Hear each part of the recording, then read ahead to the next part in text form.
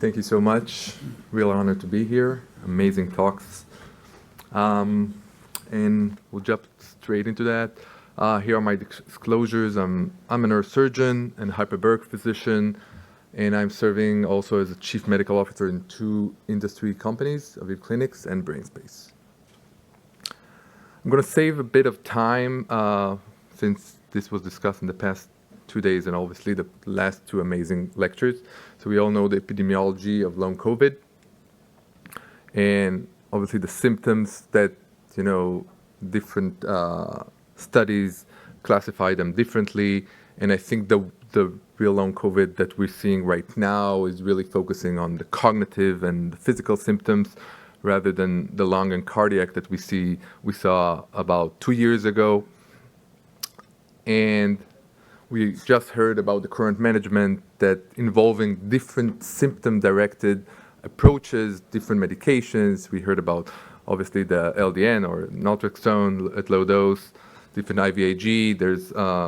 I didn't hear about the South African suggestion about anticoagulation, the triple anticoagulation that's being deployed there, CBT approaches, REST approaches. Then obviously all of them are mainly based on small-scale pilot studies, and as we all heard, randomized controlled studies are needed. I've been working with hyperbaric oxygen therapy since 2007. We usually use the multiplace chamber, which looks like this. Patients go in, we increase the atmospheric pressure, and patients breathe 100% oxygen. And then we fluctuate the level of oxygen, creating intermittent hypoxia to generate regeneration of brain tissue. And we've done this for different patients, and we found different mechanisms that it's working. Basically, we're generating HIF-1 alpha because of the intermittent hyperoxia, VEGF, stem cells that eventually lead to angiogenesis, and mitochondrial biogenesis or proliferation of mitochondria.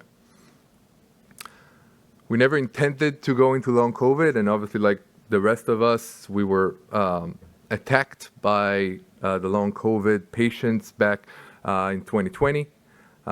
Due to our different approach with different neurological cases we have published on randomized controlled trial, we decided to try it because there were a couple of single case reports around the world doing that.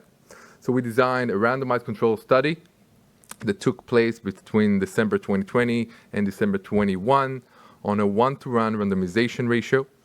And we did an evaluation at baseline and then about anywhere between a week to 3 weeks after the last hyperbaric session, and also the long term that took place a year and a half, basically, after the last session. Here's the inclusion criteria. We took adults, and all of them had to have a cognitive symptom that really affects their quality of life, and it has to persist at least 3 months.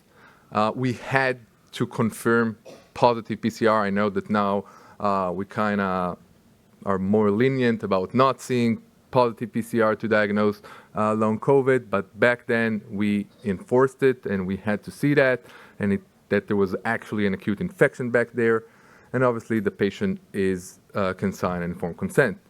We excluded all other pathologies that may interject with our study, obviously, like traumatic brain injury or other brain pathologies, malignancies, or any other things that cannot tolerate hyperbaric therapy.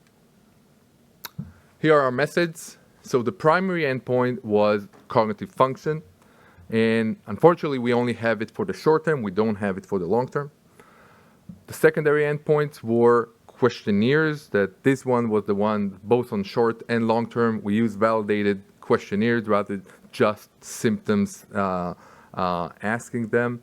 We used brain imaging for the short term and echocardiography. The cognitive assessment was used by a computerized evaluation battery called NeuroTrax that basically, after doing the test, you get 5 different domains that are normalized for that age and level of education. The questionnaires we used the SF-36, obviously, for quality of life, BSI-18 to provide emotional symptoms, somatization, depression, and anxiety, quality of sleep using the Pittsburgh Sleep Quality Index, and the brief pain inventory. All the questionnaires were done on a tablet and completely computerized. There was no, we didn't usually use the original paper ones. For MRI imaging, we used the 3 Tesla MRI from Siemens, and these are the brain sequences we used. One of them was brain perfusion MRI, what we call DSC, that usually is used for stroke, but what you're able to measure with that, you are able to quantify cerebral perfusion. Another sequence we use is DTI, where you are able to quantify microstructure, or basically how are the different myelin is working. Is there ineffective passage of water molecules or not? And the third one is the BOLD, or what we call resting state functional MRI, that enables to measure functional connectivity. Here's the study design. We evaluated all of that at baseline and then provided 40 sessions, which can be hyperbaric oxygen therapy or sham sessions. And then after the last session, like I said, 1 to 3 weeks, we did the short-term evaluation. And then a year and a half after, we did the long-term only for the group that got HBOT. Why? Because the second one was offered to do sessions in a different protocol that was enforced by the IRB in order to recruit, so we couldn't use a long-term evaluation from them. Here's the intervention.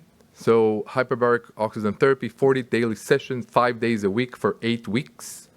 The treatment protocol is using 2 hours, and we're doing those air breaks that are enabling that intermittent hypoxia during that, while the sham protocol is doing, again, 2 hours, but at completely normal pressure, breathing 21% oxygen, just normal air.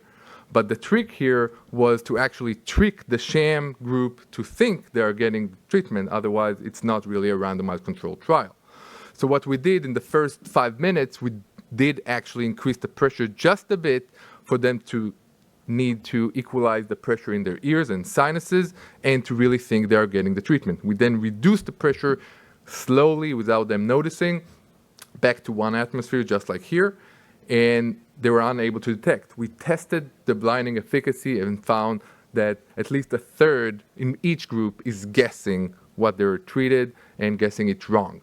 So it was effective randomized blinding. Here are the flow charts. So we started with 91 assessed for eligibility, and we randomized 79. We're able to get treated and analyze 37 HBOT and 36 sham. That's the short-term analysis.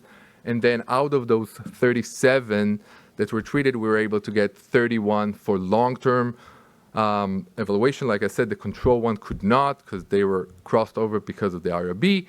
And basically, there's no significant differences between the groups, and also the long-term, the 31, are not really different from the 37, obviously. Here are the results. So on cognition, we saw significant improvement in the overall global cognitive score with a medium effect size. And the main domains that were affected here are executive function and attention. Memory was not. Both groups actually improved on memory, and there was not significant interaction here.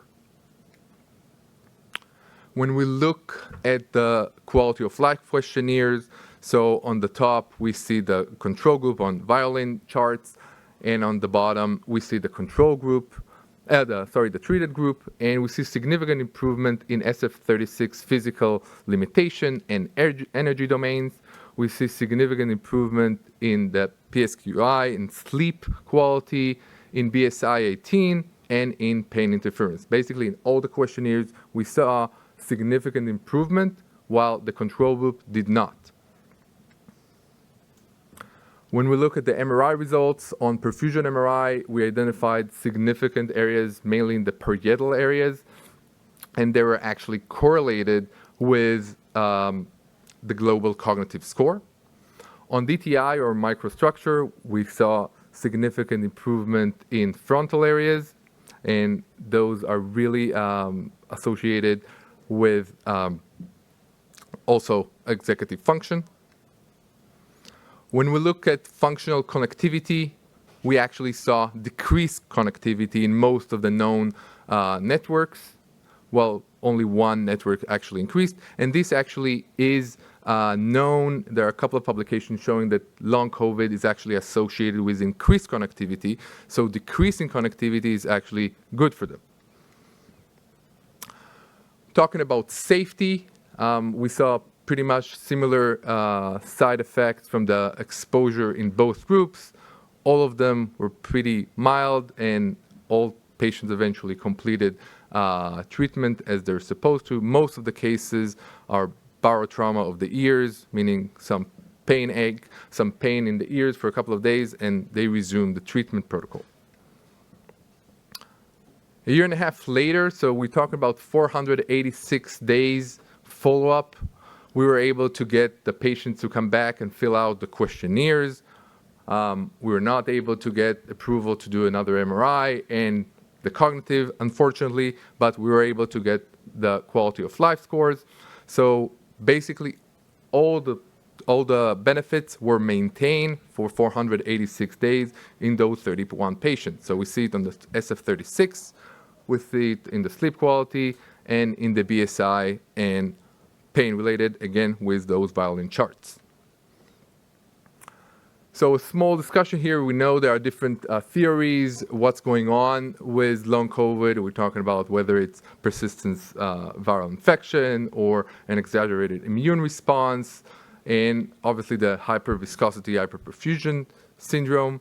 So when we think about why are we thinking this actually helpful, basically we have shown in different studies, both on animals and human animals, the mechanism of hyperbaric oxygen therapy is focusing on the actual pathology rather than symptoms related. So we're talking about mitochondrial function restoration, we're talking about tissue oxygenation, angiogenesis, and really trying to improve brain function rather than treat specific symptoms.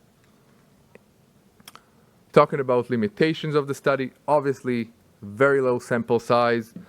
We're basically 36 patients. The number of sessions, so we use 40. Right now, since that study, we are treating hundreds of patients, and we actually see that 40 is not enough. And right now, the protocol we are using is actually 60 sessions. We believe that the different strains and the time that patients have long COVID is a big factor here. These patients had long COVID for about 5-6 months. What we're seeing now is patients that are suffering from long COVID over a year, sometimes 2 years, even 3 years. Like I said, we don't have long-term MRI and cognitive evaluations, and the control group was unblinded and crossed over, unfortunately. To conclude, what I've tried to show here is hyperbaric oxygen therapy can improve executive function, psychiatric symptoms, and pain interference symptoms, and the fatigue of patients suffering from long COVID. The clinical improvements that were gained were persistent more than a year after the last session. The beneficial effect can be attributed to increased brain perfusion, neuroplasticity in specific regions that are associated with cognitive and emotional roles. Thank you very much.